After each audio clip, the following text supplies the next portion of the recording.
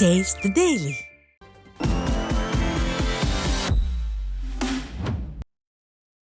விதிமுறைகளை மீறி அதிக குதிரைத்திறன் கொண்ட சீன என்ஜின்களை பயன்படுத்தும் 4 விசைப்படகுகளை ராமேஸ்வரம் மீன்பிடி துறைமுகத்தில் இருந்து அப்புறப்படுத்த கோரி மீனவ சங்க பிரதிநிதிகள் மாவட்ட ஆட்சியரிடம் மனு அளித்தனர்.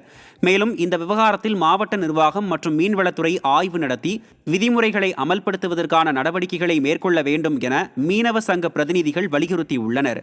இதுபோன்ற விதிமீறல்கள் மீன்பிடி தொழிலின் நிலைத்தன்மைக்கும் மீனவர்களிடையே ஒற்றுமைக்கும் பாதிப்பை ஏற்படுத்தும் என்பதால் உரிய தீர்வு காணப்பட வேண்டும் என்று வலியுறுத்தினர். பஹ்ரைனில் மீன்பிடித்துக் கொண்டிருக்கும் போது கடலில் தவறி விழுந்து உயிரிழந்த ராமநாதபுரத்தைச் சேர்ந்த மீனவருக்கு இழப்பீடு பெற்றுத்தர வேண்டும் என அவரது மனைவி மாவட்ட ஆட்சியரிடம் மனு அளித்தார்.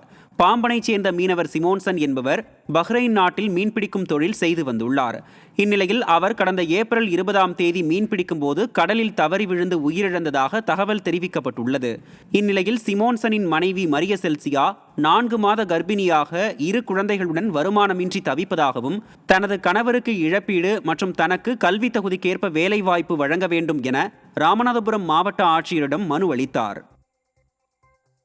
தஞ்சாவூர் மாவட்டம் பாபநாசம் அருகே சூறைக்காற்றில் அரசு பேருந்து மீது மின்கம்பம் சாய்ந்து விபத்துக்குள்ளானதில் ஓட்டுநர் காயமடைந்தார். கும்பகோணத்தில் இருந்து திருவைக்காவூர் நோக்கி சென்ற அரசு பேருந்து மீது மின்கம்பம் சாய்ந்தது.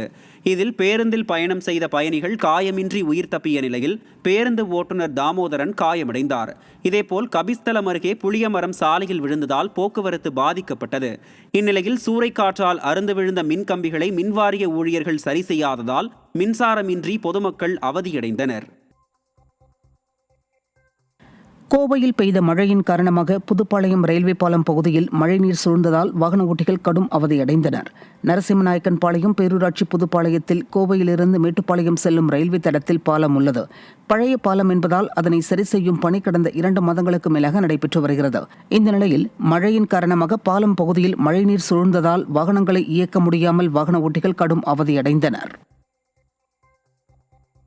சேலத்தில் பழுதடைந்த சிசிடிவிக்களை சீர் செய்யாத விடிய அரசின் ஏவல் துறையால் விபத்தை ஏற்படுத்தியவர்களை அடையாளம் காண்பதில் சிரமம் ஏற்பட்டுள்ளது. தளவாய்ப்பட்டி பகுதியைச் சேர்ந்த சாரதி, தாதகாப்பட்டியைச் சேர்ந்த சாருப்பிரியா ஆகியோர் இருசக்கர வாகனத்தில் சென்று கொண்டிருந்த போது திருவாக்கவுண்டனூர் பைபாஸ் சேவை சாலையில் அந்த வழியாக வந்த அடையாளம் தெரியாத கனரக வாகனம் மோதியதில் இருவரும் சம்பவ இடத்திலேயே உயிரிழந்தனர். இந்த நிலையில் பல மாதங்களாக பழுதடைந்து தொங்கிக் கொண்டிருக்கும் சிசிடிவிக்களை சரி செய்யாத விடிய அரசின் பொறுப்பற்ற செயலால் அடையாளம் தெரியாத வாகனத்தை கண்டுபிடிக்க முடியாத நிலை ஏற்பட்டுள்ளது. ராணிப்பேட்டையில் கணவர் இறந்த சோகம் தாழாமல் மனைவி குழந்தைகளோடு தற்கொலைக்கு முயன்ற சம்பவம் அதிர்ச்சியை ஏற்படுத்தியுள்ளது. வாலாஜப்பேட்டையை அடுத்த மருதாலம் கிராமத்தை சேர்ந்த முருகன் என்பவர் கோழிப்பண்ணை மற்றும் விவசாயம் செய்து வந்தார். இந்த நிலையில் இன்று அதிகாலை கோழிப்பண்ணையில் திடீரென மின்சாரம் தாக்கியதில் சம்பவ இடத்திலேயே பரிதாபமாக உயிரிழந்தார். இதனை அறிந்த அவரது மனைவி திவ்யா மகன் மற்றும் மகளுடன் விஷமருந்தி தற்கொலைக்கு முயன்றுள்ளார். இதனை கண்ட அக்கம் பக்கத்தினர் அவர்களை மீட்டு அரசு மருத்துவமனையில் அனுமதித்தனர். இதுகுறித்து வாலாஜப்பேட்டை போலீசார் விசாரணை மேற்கொண்டு வருகின்றனர். இலங்கைக்கு 600 லிட்டர் பெட்ரோலை கடத்திச் செல்ல முயன்ற 6 பேர் ராமேஸ்வரம் முசல்தீவு பகுதியில் சிக்கினர். முசல்தீவு அருகே நடுக்கடலில் சந்தேகத்திற்கிடமாக நின்று கொண்டிருந்த படகில் இந்திய கடலோர காவல்படையும் சுங்கத்துறையும் சோதனை செய்ததில் படகில் 600 லிட்டர் பெட்ரோல் இருந்தது தெரியவந்தது. இதையடுத்து படகில் இருந்த 3 பிடித்து விசாரித்ததில் அவர்கள் தூத்துக்குடியை சேர்ந்தவர்கள் என்பது தெரியவந்த நிலையில் பெட்ரோலை இலங்கைக்கு கடத்த முயன்றதாக சந்தேகிக்கப்படுகிறது. இதையடுத்து அவர்கள் 3 சிக்கினர். கோவையில் குடிநீர் கேட்டு விடியா ஸ்டாலின் ஆட்சியை கண்டித்து பொதுமக்கள் சாலை மறியலில் ஈடுபட்டனர். சூலூர் அருகே சுல்தான்பேட்டை ஒன்றியத்திற்குட்பட்ட அப்பநாயக்கன்பட்டி ஊராட்சி பகுதியில் பல குடியிருப்புகள் அமைந்துள்ளது.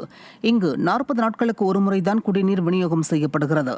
இதனை கண்டித்து ஊர் மக்கள் திடீரென ஊராட்சி மன்ற அலுவலகத்தை முற்றுகையிட்டு அதிகாரிகளுடன் வாக்குவாதத்தில் ஈடுபட்டனர். மேலும் சுல்தான்பேட்டை செல்லும் முக்கிய சாலையில் அமர்ந்து சாலை மறியல் போராட்டத்திலும் ஈடுபட்டனர்.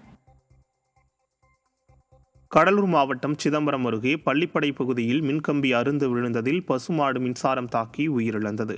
பள்ளிப்படை ஊராட்சிக்குட்பட்ட பூதகேணி சாலை பகுதியில் மழை பெய்ததால் மின்கம்பத்தில் இருந்த மின்கம்பி அறுந்து விழுந்துள்ளது. இது குறித்து அப்பகுதி மக்கள் மின்சாரத்துறையினருக்கு தகவல் தெரிவித்தும் அதிகாரிகள் அலட்சியத்துடன் மின்கம்பியை அகற்றாமல் இருந்துள்ளனர். இந்த நிலையில் பரமசிவம் என்பவருக்கு சொந்தமான மாடு அப்பகுதியில் சென்றபோது மின்கம்பியிலிருந்து மின்சாரம் தாக்கி உயிரிழந்தது. திறனற்ற திமுக ஆட்சியில் அதிகாரிகளின் அலட்சியத்தால் தொடர்ந்து உயிர்கள் பலியாவதாக பொதுமக்கள் குற்றம் சாட்டியுள்ளனர். திண்டுக்கல் மாவட்டம் கொடைக்கானலில் சுற்றுலா பயணிகளின் வருகையால் கடும் போக்குவரத்து நெரிசல் ஏற்பட்டு உள்ளூர் மக்கள் சிரமமடைந்தனர். தற்போது கோடை சீசன் துவங்கிய நிலையில் சுற்றுலா பயணிகள் கொடைக்கானலுக்கு அதிக அளவில் படையெடுத்து வருகின்றனர். மூஞ்சிக்கல், அண்ணா சாலை, கல்லறைமேடு உள்ளிட்ட பல்வேறு பகுதிகளில் இருபுறங்களிலும் சுற்றுலா வாகனங்கள் அணிவகுத்து சுமார் 2 கிலோமீட்டர் தூரம் ஊர்ந்து செல்லும் நிலை ஏற்பட்டுள்ளது. விடியா ஸ்டாலின் அரசு கூடுதலாக காவலர்களை பணியில் அமர்த்தாததே போக்குவரத்து நெரிசலுக்கு காரணம் என உள்ளூர் மக்கள் வேதனை தெரிவித்தனர்.